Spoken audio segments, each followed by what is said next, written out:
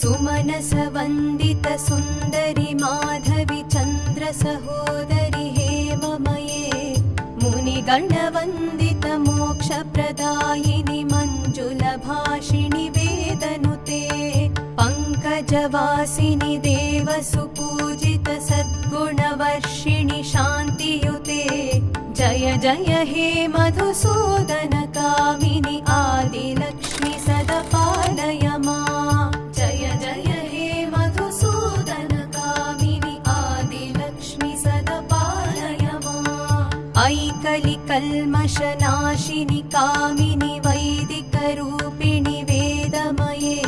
क्षीरसमुद्भव मङ्गलरूपिणि मन्त्रनिवासिनि मन्त्रनुते मङ्गलदायिनि अम्बुजवासिनि देवगणाश्रितपादयुते जय जय हे मधुसूदन कामिनि धान्यलक्ष्मि सदा